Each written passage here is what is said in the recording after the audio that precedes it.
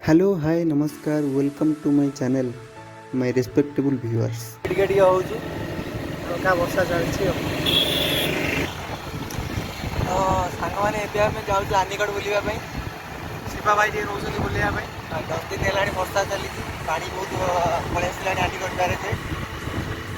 ସାଙ୍ଗ ପିଲାମାନେ ଯାଇଥିଲେ ବୁଲିବା ପାଇଁ, କହୁଥିଲେ ପାଣି ବହୁତ ହେଇଗଲାଣି, ତ ଆମେ ଯାଇନଥିଲୁ। ଆଜି 4ଟା ବେଳେ ଟିକେ ବର୍ଷା ଛାଡ଼ିଛି, ଆମେ ତ ଯାଉଛୁ ଟିକେ ଆନିଗଡ଼ ବୁଲିବା ପାଇଁ। ଟିକେ ଆସୁ। So let's go with us to Anikot।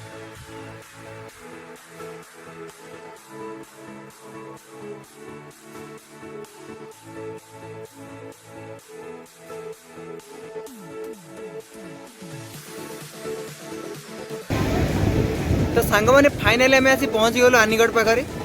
ଏବେ ଆମେ ଏଠି ବୁଲିବା ଆଉ ଆପଣମାନଙ୍କୁ ବି ସାଙ୍ଗରେ ବୁଲେଇବା।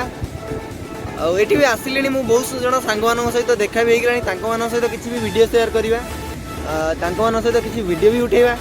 ତ ଚାଲନ୍ତୁ ଆନିଗଡ଼ ବୁଲିବା ଆଉ ଏନ୍ଜୟ କରିବା।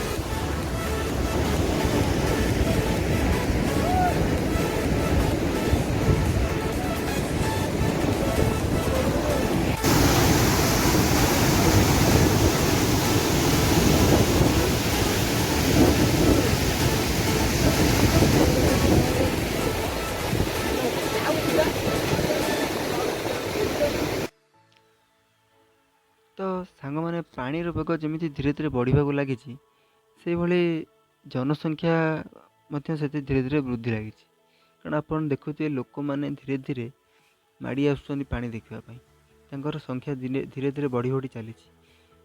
ଯେହେତୁ ଆପଣଙ୍କୁ ଠିକ୍ ସେ ଦେଖାଉନଥିବ, ମୁଁ ଟିକେ ଜୁମ୍ କରି ଦେଖାଉଛି, ଝାପ୍ସା ଝାପ୍ସା ଦେଖାଉଥିବ, କିନ୍ତୁ ମୁଁ ଏଠି କ୍ଲିଅର୍ ଦେଖିପାରୁଛି ଯେ ବହୁତ ଲୋକ ଦେଖିବାକୁ ଆସୁଛନ୍ତି ଆନିଗଡ଼ ଦେଖିବା ପାଇଁ। କାରଣ ଲୋକମାନଙ୍କ ମଧ୍ୟରେ ଭୟର ଆଶଙ୍କା ରହିଯାଉଛି, କାଳେ 1999 ଭଳି ବାତ୍ୟାଟା ହେଇଯିବ କି। ପାଣିର ସ୍ତର ଯେଉଁଭଳିଆ ଧୀରେ ଧୀରେ ବଢ଼ୁଛି, ଲୋକମାନେ ଦେଖି ବହୁତ ଭୟଭୀତ ହେଇଯାଉଛନ୍ତି। ଆରେ ଭାଇ ପୁରା କୋଇନ୍ସିଡେଣ୍ଟ ହେଇଗଲା। କାରଣ ମୁଁ ଜଷ୍ଟ କହୁଥିଲି କି ଯେ ସେପଟ ଗେଟ୍ ପାଖରେ ବହୁତ ଲୋକ ଆସୁଛନ୍ତି ଆଉ ତାଙ୍କ ସଂଖ୍ୟା ବି ଧୀରେ ଧୀରେ ବଢ଼ିବାକୁ ଲାଗିଛି।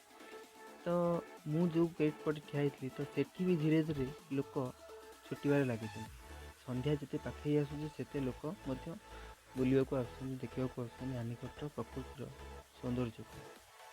ତ ଏଠି ବି ଲୋକ ବହୁତ ବଢ଼ିଗଲେଣି। ତ ଚାଲନ୍ତୁ ଆମେ ବି ତାଙ୍କ ସହିତ ଦେଖିବା।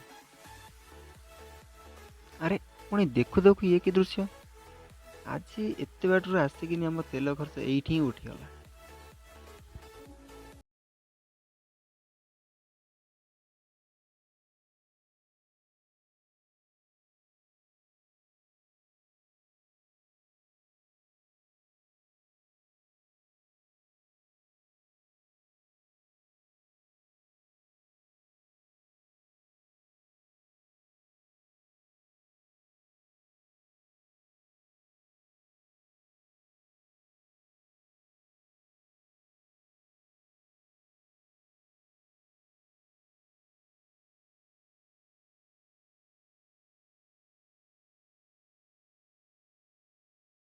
ତ ଆମେ ବସିକି ଖଟି କରୁଥିଲୁ, ଠିକ୍ ଏତିକି ବେଳେ ଜଣେ ଭାଇନା ଡାକିଲେ କିଛି ଭିଡ଼ିଓ କରିବ। ତ ଆମେ ବି ଭାବିଲୁ ଭିଡ଼ିଓ ବି କରିଦେବା।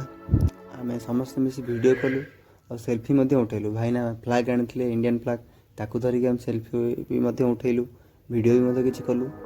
ଆଉ ଠିକ୍ ଏତିକି ବେଳେ ଆଉ ଜଣେ ଭାଇ ମଧ୍ୟ ଦେଖା ହେଇଗଲେ, ତାଙ୍କ ସହିତ ବି ଗୋଟେ ସେଲ୍ଫି ନିଆ ହେଇଗଲା।